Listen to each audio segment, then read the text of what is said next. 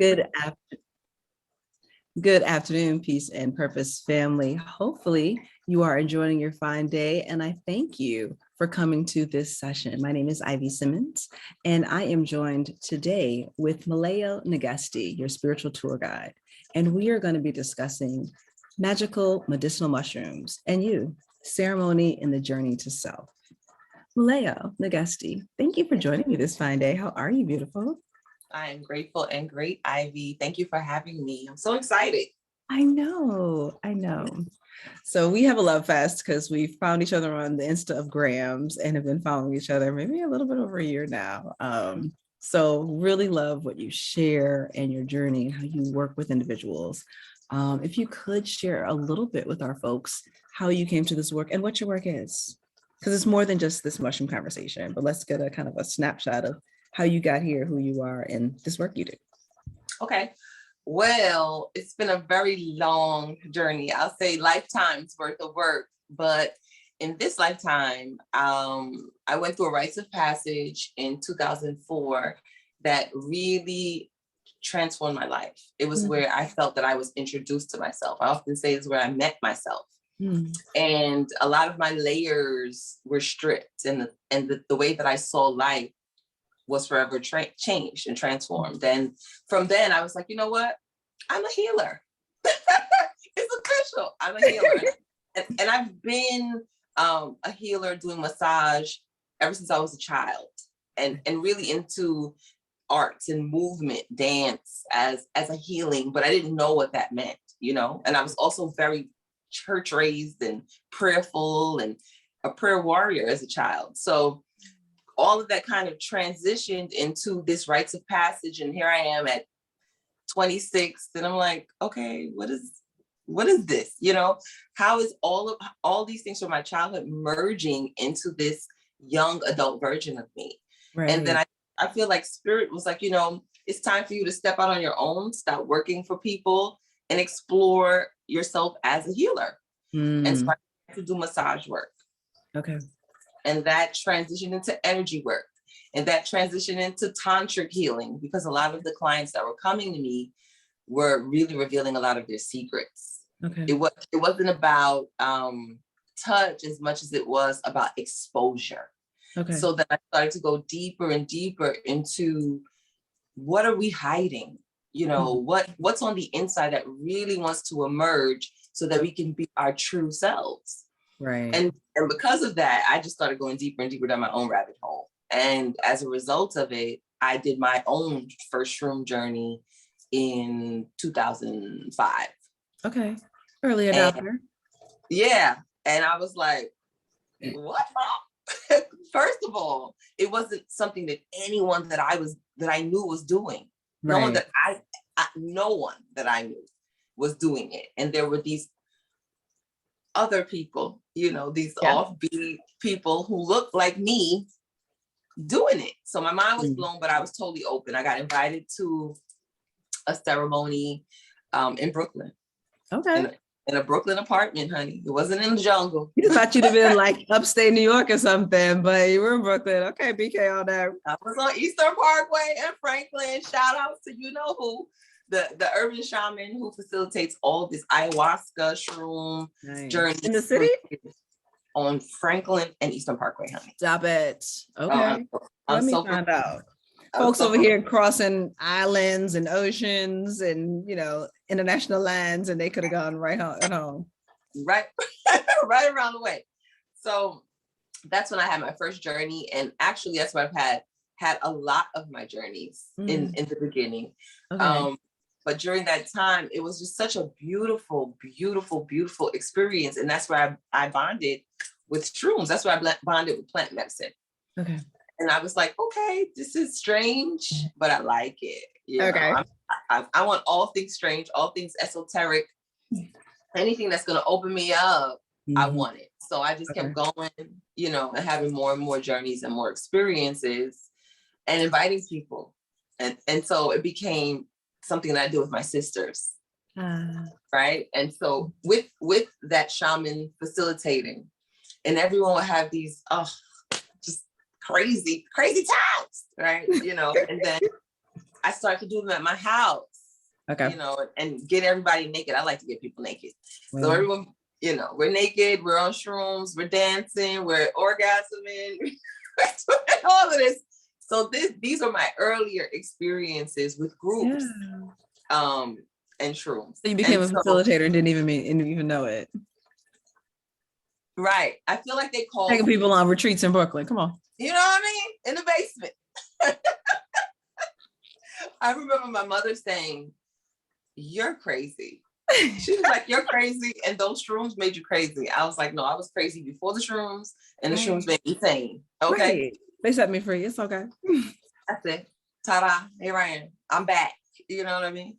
So that was how I connected with shrooms. But my healing experiences and that work just really kept transforming, as I was doing a lot of work with women, a lot of work around trauma and around embracing femininity and just using touch. And I started making waist beads and doing everything I do is ceremony. I'm all about ceremony. I'm all about ritual. I'm all about connecting all of the things that you can and cannot see.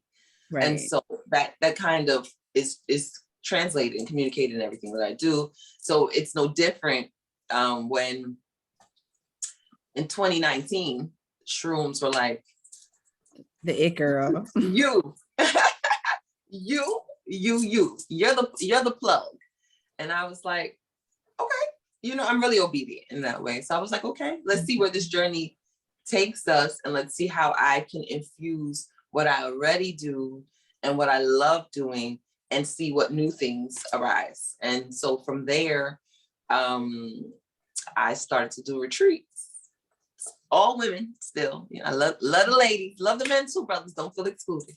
But women. So I started to take women on excursions out of their immediate surroundings, into the woods, out to the ocean, taking shrooms and meeting their maker, and shedding layers, and crying and feeling and laughing and feeling emotions that have been repressed since childhood. Right. And taking people on journeys and guiding them through hypnosis while on shrooms, and doing body work while on shrooms, and just people changing, you know, like being totally different afterwards. And so grateful, not to me, but grateful to the shrooms, grateful to the earth, you know, grateful for the process, grateful to be chosen. Because I always say that they choose you. Like if they're calling you and you're like, keep seeing it popping up, they want you. Right. You know, the plant wants you to commune with it. Yeah. So that's how I ended up here with you today. I love it. So can you share, for those that are unfamiliar, a bit about, because, you know, we're talking about in the news now, it's becoming legal, at least to research and for therapists to work with it in certain states now. What are shrooms? How do they impact you? And when we say shrooms, of course, we mean mushrooms. There's specific types of mushrooms that have these effects. You know, we love a good chanterelle mushroom and all of these good yummy oysters. But how do they interact with our bodies and our minds and our spirits? And, you know, which I would say species, but you know what I'm saying? Which category of mushrooms fall into them, and what makes them different? Okay, so the mushrooms, and I do call them shrooms all the time, you know, like they're my boo. It's a little nickname, right? We usually call them shrooms. It's safer that way as well. But the shrooms that I work with are psilocybin mushrooms. And these are the psychedelic type of mushrooms. They're not maitake, shiitake, lion's mane, which are all great. Great, you know, chaga, mushrooms that are great for reishi, great for your immunity, you know, great for giving you peace of mind, great for giving you energy. Like the mycelium network is great. And I love that you called it a network as opposed to just there's a mushroom over there growing. No, it's a network. No, it's like trees are networked together. Yes, it's a network. And it's been here on the planet before all other life forms. And it coexists with all plant forms. aiding them, storing carbon, okay, and aiding them in proliferating. So mushrooms, fungi, whatever you want to call them, are our friends and our allies, and so necessary. Right. And because they're provided in so many different forms that are beneficial and some not, right? You have some poisonous ones that you want to stay away from. Right.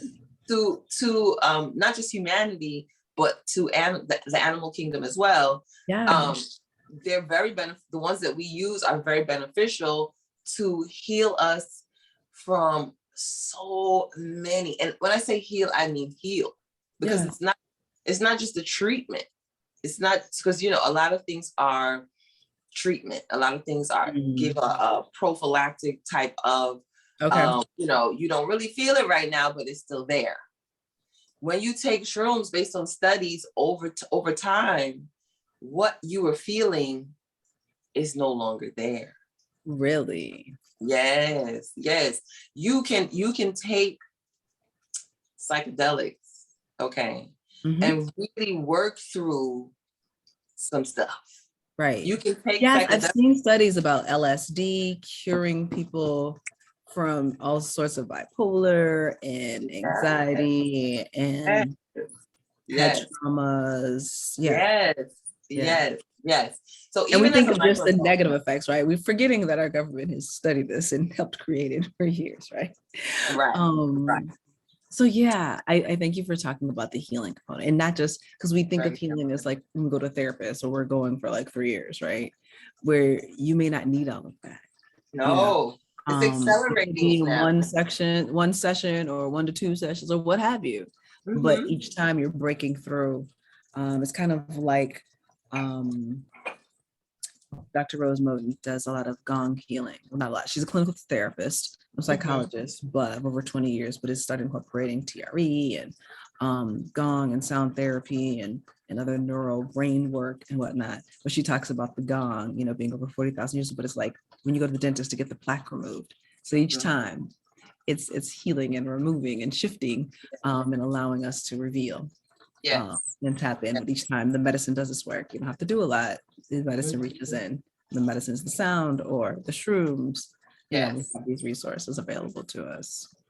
So that's exactly pretty awesome. That's how it works. So let's talk about subtle. What'd you say? I said it's subtle. It's subtle healing if you're microdosing. Okay. Let's talk about the difference between microdosing and just going on a full-fledged, let's get to it journey. So microdosing is, you can do microdosing in more than one form, but what's most popular now is to do it in capsules. Okay. And if you're taking 1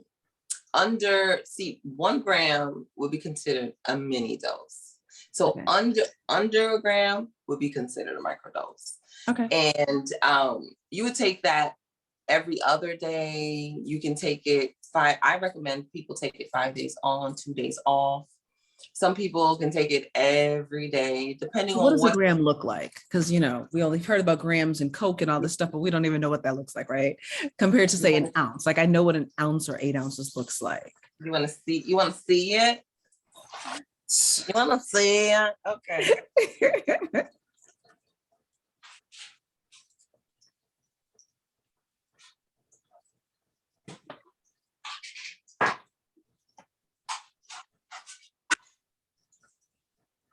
I love it that you have it right there available, ready to rock. That's called a practitioner and a leader. I sure do. I got it for you.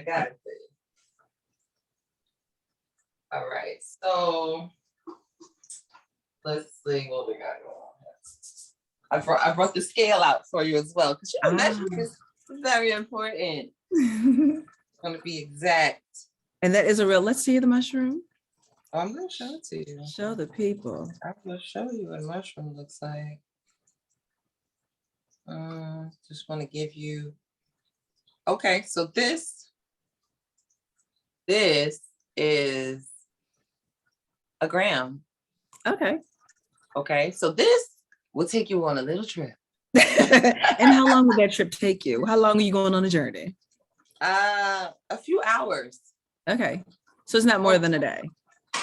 No. Short trip, little trip, Okay. little trip. Okay, little trip. Even smaller trip. Gotcha. Impactful. You know, you'll see things more vividly. You'll be clearer. You may laugh a little, but depending on your level of sensitivity as well, everyone is experiencing them different. So for some people, a little goes a long way. You know, there's so many factors.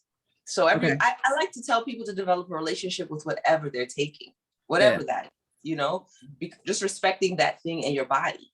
Don't go crazy, you know, Understanding how it's interacting. Yeah. Pace yourself. So one of those is a fun time, you know, a good time. Some people can actually feel like they're having some hallucinations on 1 gram. And some people are like, oh, you know, I need more. Now, do people cook with them like we do with cannabis? Or it's more just you may put it in a tea? It's more of something. So at high temperatures, they don't do well. Okay. They lose some of their effectiveness at high temperatures. So I mean, there are people who bake with them, you know, because people are doing everything, trying to do everything with them, you know, just like you do with cannabis. But they don't, because cannabis is relying on the THC being released through the oil extraction process. Right. And this doesn't require that. Gotcha. You know, it doesn't require that. You can grind it up and have the same effect. You could grind it up and sprinkle it in something as it's being prepared, you know, or baked, if you want to have an edible. But people do make brownies with it and cakes, and they're effective, but technically they lose the potency. Gotcha. So everything that I make with it is something that I usually reduce the temperature, like candies or something like that. I personally don't do it with heat. Okay. But you can have edibles, you can have chocolates, you can have lollipops, you can have and sprinkle it as it's cooling so you're not losing the efficacy. Yeah. Okay. That's what I do. I'm really particular with my shrooms. And then of course, yes, like teas, like you mentioned, you can definitely have it in tea. Our mushroom cup tea. I love that. I love it. So let's talk about ceremony a bit. How to create it. What does it mean? And it related to this, but just in general, right? Because some people would approach life as a ceremony, right? Yeah. Their body as a temple. The life they're leading as their religion, right? I'm supposed to be unaware. I'm just kicking it and following whatever. What is ceremony? How can you introduce it into your life? How do you utilize it with the shrooms? Let's learn. Okay. So ceremony is, for me, in my experience and my work, very much making everything matter. Making everything matter. That's nice. Acknowledging the immaterial in all material is ceremony. Making things sacred. Yeah. Making them special. And so ceremony doesn't necessarily mean that you're calling on a deity or a God or a higher power. It can, but it doesn't have to, because it really is about acknowledging that immaterial, the life that is teeming in everything around, right? And saying, I'm connected to this. I'm a part of that. There isn't any separation between me and this. And ceremony, it evokes the power in you. Every time when you acknowledge and humble yourself to that is living outside, the only way you can connect to what's out there is to acknowledge that there is something living in you, right? So you do that with everything. You do it with your plants. You do it with, you know, when you wake up in the morning and you see the sun, you acknowledge that the sun is living, and you are simple ceremony and giving gratitude for that. Ceremony with water. When you take your shower, you give thanks to the shower because the shower is purifying. The water is calming. The water is connected to our emotions, our feelings, you know, and as they flow, you ask that yours flow as well, you know, that there isn't any stagnation. Those kinds of your own personal ceremony with your food, praying over your food, or just acknowledging that this food was living. if you're eating Right. something that was living, right? Yeah, It right. wasn't a box. This was living, and the life force in this is going to merge with mine and give you more vitality, or whatever it is that it's supposed to do. Right. That's how you have ceremony day to day with your feet. I'm thankful for these feet and massage your feet, self-care ceremonies, where you're standing on these things all day. These things are your vehicle, taking you everywhere. Love on them, thank you, feet. I really appreciate you for not having bunions, corns, calluses. Especially if you're torturing yourself in high heel shoes all day, honey, create a foot ceremony. Right. Things like that, with your breath. When you breathe, and just give thanks for that breath. Without that breath, there's no you. There isn't. Simple stuff and like we that. don't breathe. We don't typically breathe. We just kind of move through in this very shallow, but that's how we approach life, right? When I say we, very generously, not everyone, but a lot of us, even those that consider ourselves aware and doing our best, we have these moments where not breathing is indicative of how we're walking through life very shallowly, not seeing and pushing through and being intentional and being present in the walk, in the daily walk, in the moment by moment walk, because there's all these moments and opportunities. So yes. Oh, lost your screen for a minute. There we go. So thank you for that. When you mentioned something about being obedient and how you're able to be comfortable, we lost your screen, Milayo. Yeah, I did. Technology doing its thing. Oh, we lost her. Oh my. Wanna put your phone on? Did you take off your notifications for rings? Like do not disturb? I'm about to put it on D&D. So yes, we were talking about being obedient and how you shared that you're able to be obedient when you receive something. And how do you get to that point where you're comfortable enough to, one, hear it, but then listen and adhere and honor what's pushing through, and to know whether or not it's, because sometimes we talk about whether or not, if you're feeling or thinking something, is that fear kind of creating it, or are you receiving what's happening and being clear about what it is? So make your moves based on that, like learning to figure out and define the voice. Is it yours? Is it outside of you? Is it true? Is it, you know what I mean? How did you learn to be obedient and know what it is you're being obedient to? First of all, I want to say, girl, that is the question of questions. Okay, forget the rest of this interview, baby. This is the question. Right. Everybody want to know. First of all, after you get spanked enough times, okay, after you get busted upside the head enough times because you didn't listen. It's the head busting that'll knock you out. Okay, you're like, wait a minute. Okay, sorry, I'm gonna listen. I don't want to get spanked anymore. So there's that. And then there's also when you learn yourself and you connect with yourself, you know that the voice that's guiding you towards this thing, even if it's new, even if it's uncomfortable, even if it's familiar, you know that voice never wants you to experience harm. It never wants you to experience harm. So if you want to go there and there isn't where you want to be, you really belong, and your inner voice tells you not to, that's not where you belong. If you know, and because you can see with your actual eyes, you can feel that that's not the thing that you should be involved in, or those aren't the people, or the timing isn't right. And if your inner voice says, don't do it, trust that, because it's supporting you in what you already know. Okay.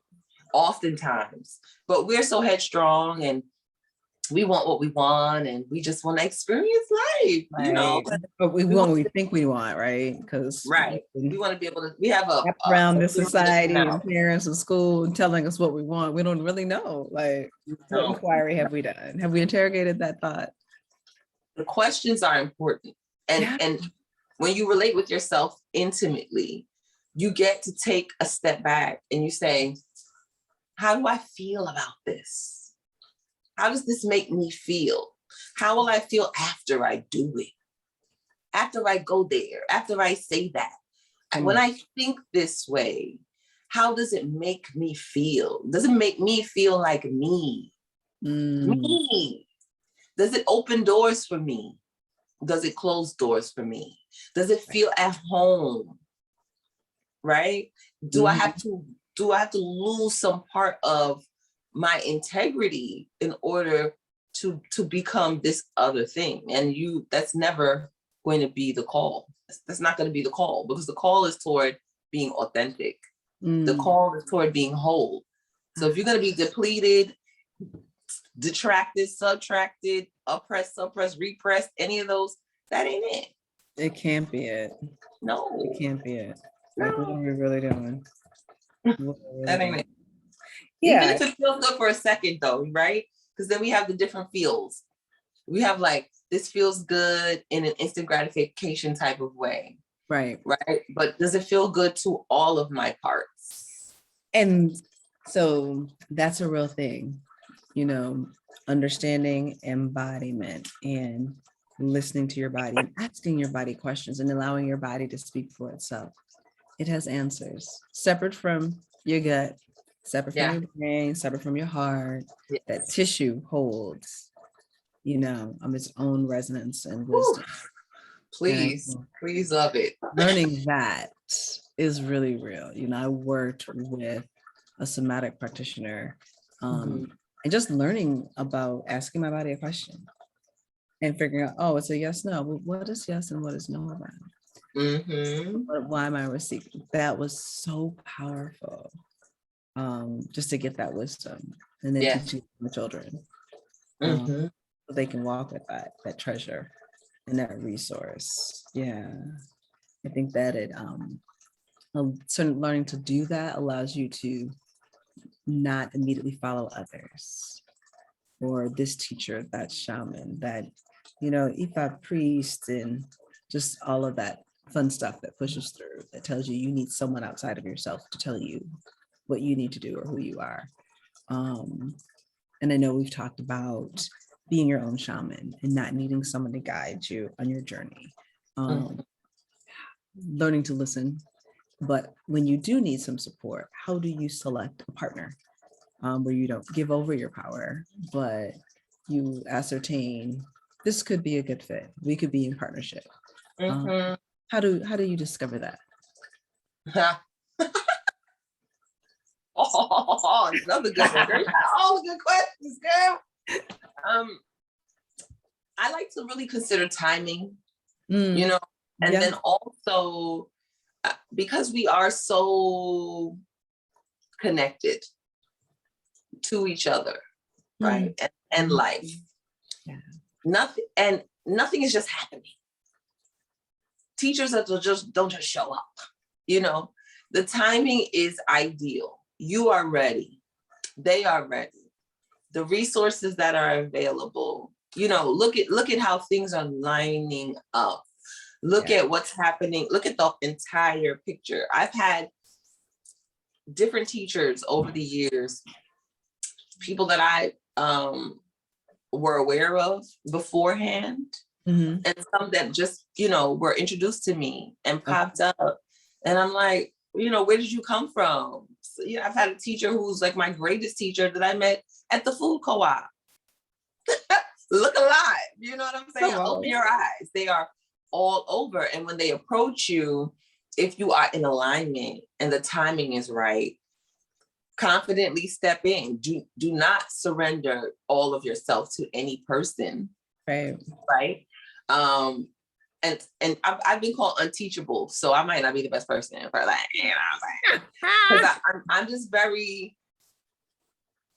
I came here to do things my way. But if your steps are ordered and you honor that, a lot of people need teachers because they're not following their steps, right? They're not asking themselves the questions. They just want to go blindly and follow, right?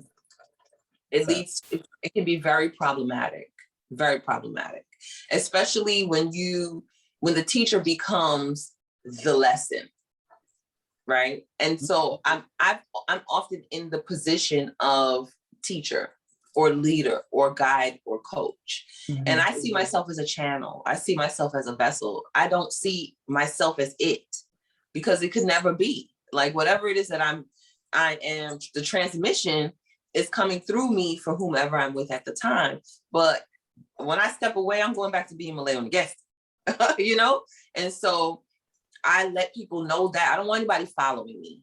Yeah. I don't want to be followed, but I do want to be the bridge to you going in the direction that you're supposed to. And that's the kind of energy that I respond well to. Gotcha. If I'm looking for a teacher, someone who's like, I see this in you, you know, you are amazing. I can see that these are your abilities. Does this resonate with you? Are these the strengths that you've seen and you just need to have developed? You know, are these the things that you feel are your weaknesses or your areas of deficit, and you want to shed that? I can support you with that. Got you. You know what I mean? And this is what this means to me. It doesn't have to mean that to you, but this is what it means to me. Right. And I think that if you have a teacher who communicates with you in that way, I've been a professor, and which was like a highlight manifestation of my life. And I remember bringing a lot of information to them that was very new, that was unrelated to the course, because Spirit was like, put these people on, you know what I'm saying? Like, share this information with these people because their lives will be profoundly changed. I wasn't, you know, really trying to do the Reverend Doctor thing, but it felt like that in some way, by just giving them some exposure. And for those that it spoke to, it did. And they were elated. And for others, it was like, this professor's bugging. Right. Could she teach me what I came here to learn? I'm not here for this. I'm not here for this. Right. That's not me. We got right back to it. Okay. I just had to throw in a little, you know, sprinkle a little love. Yeah. So that's, I've had all kinds of teachers. I've had naughty teachers. I've had arrogant teachers. I've had loving teachers. And the loving ones are the ones that I remember the most and that I enjoy. I enjoy learning from them. I'm more receptive to the love. So look for the love. True. I like that. So in loving the mushrooms, what have you found in meditation and mushrooms and sex and mushrooms? You know, how are we using the mushrooms? When you microdose, it's just kind of like this support system for yourself through the day, right? Yeah.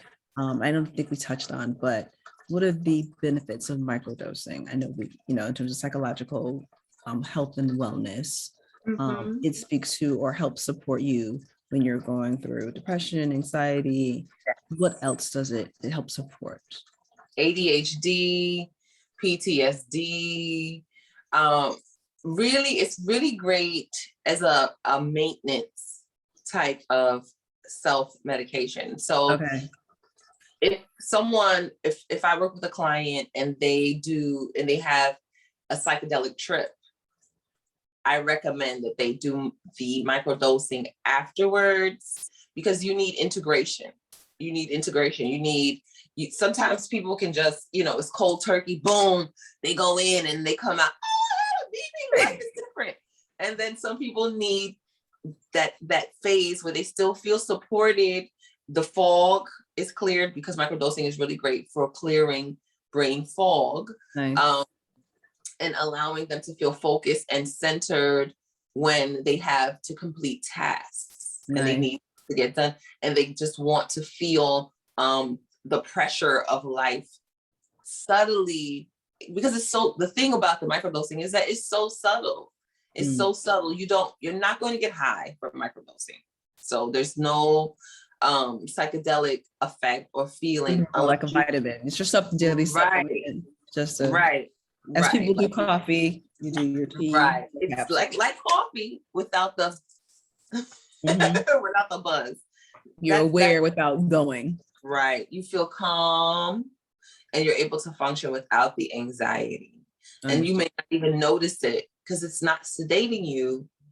It's leveling you. You feel a harmony when you take a microdose. So that's great. That's a great way to get it in your body. For me, it was awesome, especially for heart healing. And I don't think that people really would associate it with that. But if you've experienced heartache or heartbreak and you don't want to sit in ceremony because you're not ready for sitting in ceremony to have that really profound experience where you just weep and let it all out, microdosing is so great for healing the heart. For me, it was for recovering from heartbreak. Very, very great aid. And not even taking it every day, but just do microdosing with intention. You know, like today is rough. You know, today's the day I need, you know, that kind of support. Or this week, you know, I need this. I feel like I need this kind of healing. Especially if you have like racing thoughts about your relationship, you know, connected to your heart. Really great segue, bringing the heart and the mind together. Yes, absolutely. Firsthand. And if you were taking a regular shroom, not a microdosing, and say you go to sound healing or to flow therapy or massage, is that like, okay, see, this is how you amplify the wellness experience. Absolutely. You go get your yummy, and then you get the yum yum. Okay. Absolutely. Coupled with all of these holistic allopathic therapies, awesome sound healing, next level penetration, massage, next level penetration, like getting body work while microdosing was great. Doing it on a mini dose, tremendous. Just really being able to feel if you are not really sensitive, you will be when you're on the mushrooms. So you feel every touch on a very deep level. It's even orgasmic, you know, it's like full body orgasm. Wow. And yeah. That's the safest sex you're gonna have, huh? Be elevated emotionally, spiritually, psychologically. Your heart is healed, so you're not getting your heart broken. This is out here. We're out here winning with mushrooms. Let me find out. Listen. And the tears, like, especially if the person who's doing your body work, you trust them, but sometimes you just need to trust yourself. Okay. And the process. Okay. I'm right here right now, and it's time for me to release this. And the body work, because body work is really, if you've experienced any level of, then I'm going to say this not as an endorsement for body work, even though as a body worker, I love body work. If you've experienced trauma or physical trauma, emotional trauma, and you are okay with touch, because some people are not. Right. If you're okay with touch, it is so awesome to allow someone to touch you lovingly without expectation of you having to give them anything.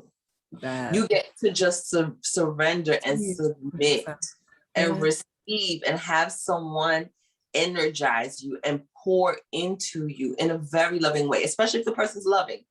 And you're on shrooms and you're just open, and the shrooms are communicating with your cells, and you know, the neurons and the neurotransmitters and everything's just firing off, and you're like, heal, honey.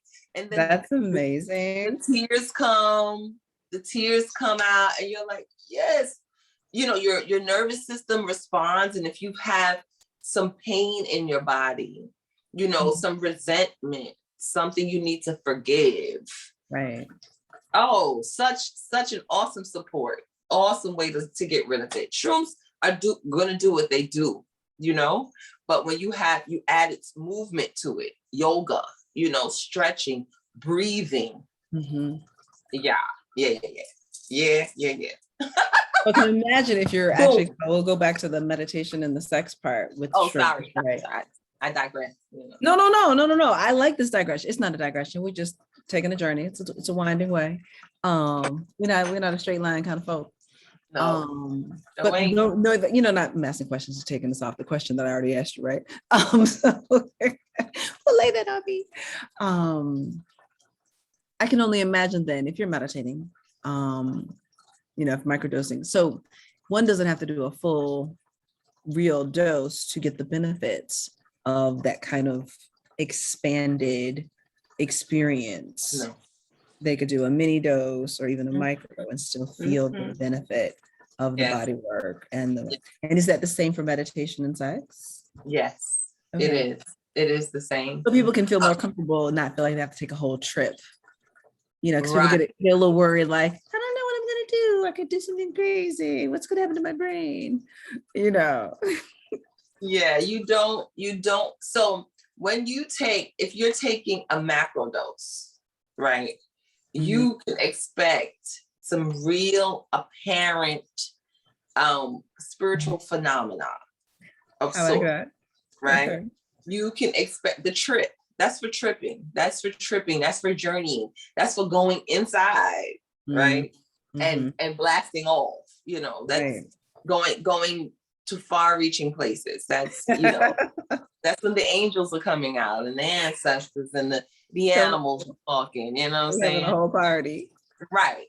Very different experience. Very different experience from taking a smaller dose, because with a macro dose, you are really going beyond the veil, Okay. honey. Okay. That's when you are letting down the shield. Okay. So it's a very different level of opening. Doing a mini dose or doing a micro dose is allowing yourself access. It's kind of like a peek in. Gotcha. Right? And it's like lunch versus dinner when you go on a date or you do a coffee date instead of a real date. Right. Still a great time. Still effective, still communing, still sharing and exchanging, right? There's still benefits to it, but it's not the full Monty. Yeah. And it will, like, you're not going to take one microdose and be anxiety free, right? You're going to do it for 30 days. You're going to do it for 60 days. You're going to do it over time, but you will see results. Your brain you will see results in your brain for 6 months afterwards. If you do,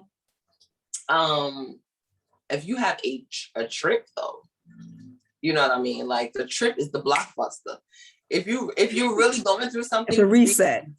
Yes. Like, if you're really going through it and you don't want to play around with it anymore, like, you know what? I'm not afraid. I'm ready. I trust. I want to feel whatever I'm feeling for real and just deal with it. Whether it be, let's say, sex, right? Let's say you've experienced something sexually or haven't, because there's that, right? So you want to open to the healing in either direction. You want access to your sexual self. You want to release inhibition or shame or whatever it is. Yeah.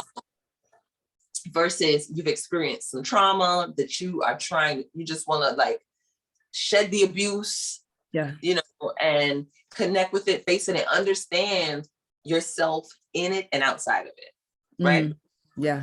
So you could be on a journey and want to tap into that and go there, you know, and have whatever life-changing experience that's going to be. And everyone is different, you know. Right. I love it. Again, it goes back to that. It meets you where you are and what you need. All the time. And sometimes you may expect to get this and get something else that still is a healing related to that. You know, like, people, and you wouldn't even know, like, an ancestor may come through that is related to your sexual story that you don't know, and it's your ancestor's story. And you've been asking this question, all of a sudden, great grandma you've never seen before is, like, sitting at the edge of the bed looking at you. How you doing? Right. Exactly. Like, oh, okay. Well, and then you get your downloads and you're like, okay. And then you journal and then you process and work through that for the next week, 2 weeks. Like, okay, well, now I'm making headway. with my healing, because before I didn't know that this was great grandma stuff. Yeah. That right. kind And of that stuff. helps you release if you need to, or incorporate differently, right? Based on that information. That's Come amazing. on, come Yeah. on, come Yeah. on.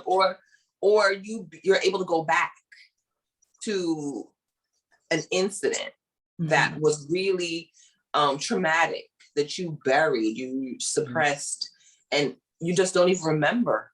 You wouldn't remember, you couldn't remember. And you go back there and you see the person, or you feel the sensations you felt at that time, and you're able to say, okay, I'm going to be different this time. I'm going to feel in charge, and that's why it's good to have someone with you to help you and to guide you, to support you, and to talk to and help unpack. I just guided someone virtually, actually.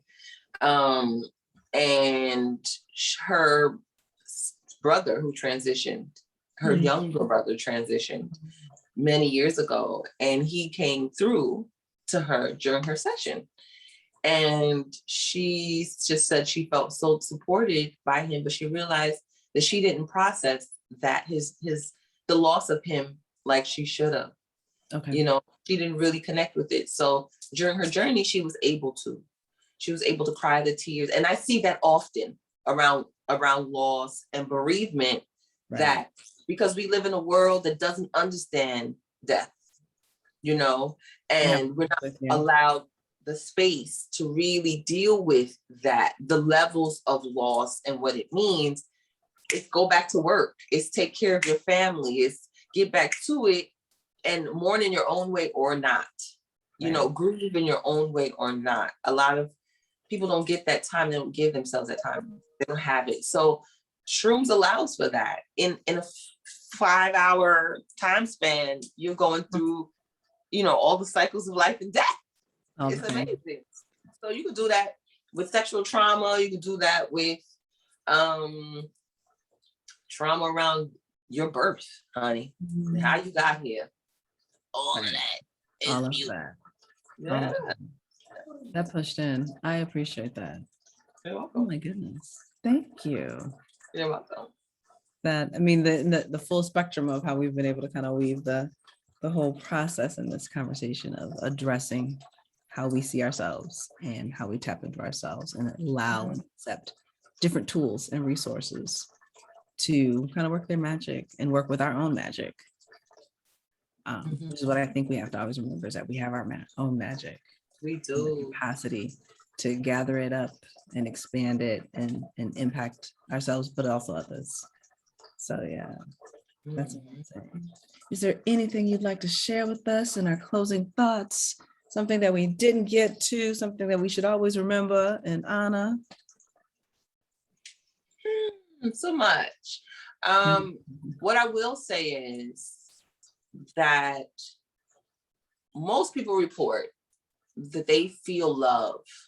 And in closing, I want to leave with that most people say that they feel loved when they have a shroom journey. Wow. Yeah, in my experiences, I haven't experienced any bad trips personally or guided anyone with a bad trip. Yeah. And people report that they feel from the shrooms very loved and very. Is the love like from outside of, or they feel their own love kind of welling up? They feel their own love, but they also feel love around them. Oh, that's amazing. Yes, they feel love around them.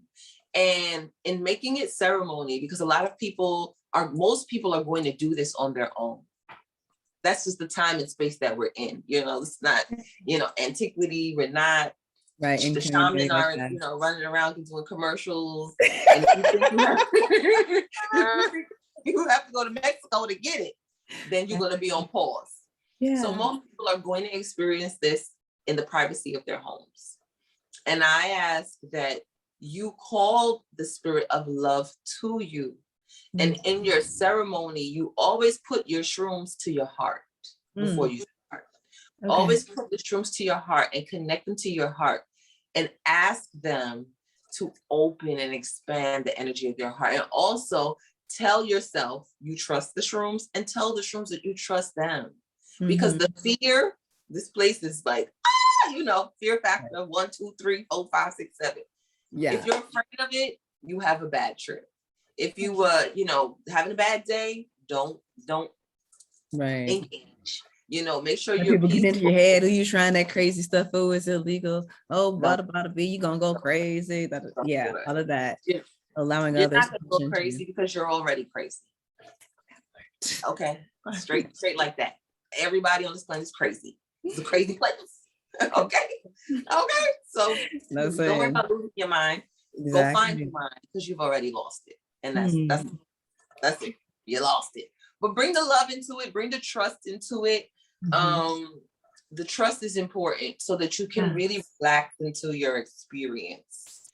And microdosing is good medicine. And they're doing all these studies on using it for smoke cessation. So, if you have a smoking problem, you want to stop, shrooms. Alcohol addiction, shrooms. They're definitely not a microdose for that. You'd be doing a God dose for the addictions. Autism, ADHD, like shrooms are doing amazing. Mushrooms. Did you mix the shrooms with anything else? We like to layer, right? So do you smoke with a shroom? Do you drink alcohol with a shroom? What do you do with the shrooms? Can you just no alcohol? No alcohol with shrooms. Shrooms work well with some other plants. And so there are other plants that you can do with mushrooms that really make your experience, heighten your experience, sweeten your experience. And then there are some that work to offset other things so that your shroom experience is really, really great. Some people mix them with adaptogens, like ashwagandha. Some people mix with lavender. I love to mix it with lavender. Sweet. Lavender. Some people like to do it with cacao. Nice. Very, very hard. That is very hard. That sounds really yummy. Okay. Very. I've mixed it or given it in addition to kratom. What about with what you said? Kratom? What's that? Kratom is a leaf that is very good for. I'm falling on me. Anxiety, depression, pain management. It's KRATOM. Good stuff. There are three types that are used: white, green, and I think the red one is a merger of the two. Yeah, something to look into. Very green, and all things green are great for the heart. We want the heart to get all of the medicine it can. Do you ever do it with rose? Yes. Oh yeah, I can't forget that. And that's in the honey that I make. Rose is a big part of that. Rose is very much for the heart. Yes. Very much for like the big mama love energy. That spirit of the roses is unconditional love.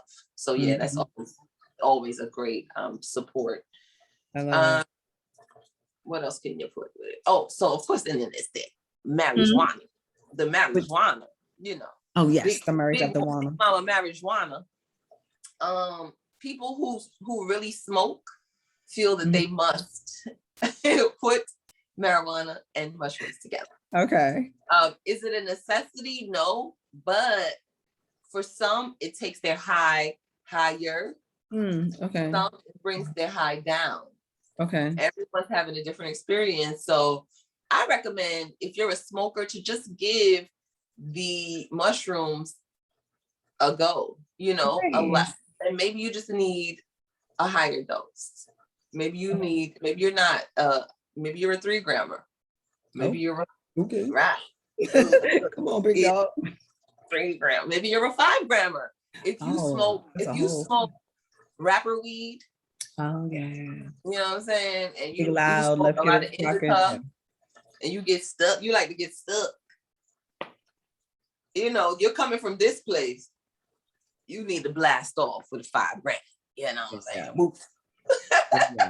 So, But there's a lab, a company that is creating a hybrid of marijuana. Yes, strain of marijuana and psilocybin. Yeah, because they work well together with for some people. Okay. So yeah, they're doing all kinds of stuff out there in the world with this stuff, honey. They are going in. Like we're gonna return to it and improve it. Okay. Yeah, they do it. The science is getting into it, and they're going in, and about to a lot of money. A lot of money. A lot of money. Once they make the cannabis legal, the syllabus, I could, you know what I'm trying to say. Shrooms are right after that. I know. I just, in my brain, I see the way it's spelled, and I always trip up in my brain. I'm like, okay, whatever. Because it has a P. That P. You know how they do us with this languages that make no sense. No. The silly. I was like, what? Okay. The P is silent. Exactly. I love it. Okay. Bye. Well, I thank you for joining me. I appreciate you. Please share with everyone your name again, probably, and whatever your Instagram, what have you, so folks can find you. Okay. My name is Milayo Negesti. You can find me on Instagram under Monarch of Loving. It will say Dr. Milayo Negesti, and I am on there. I also have another page that is called Flying on the Ground. And Flying on the Ground is all about psilocybin and the silly events and excursions that I host. And there'll be a whole bunch of ceremonies. I'm going to start traveling across the country, this beautiful country of ours, in 2022, doing ceremony in the different cities where people are saying that they've needed or wanted someone to sit with them. So I'm doing that. I'm excited about that. Yeah. Well, thank you, beautiful. It was so good having this conversation with you. Have a glorious day. You too. Okay. Peace. Peace.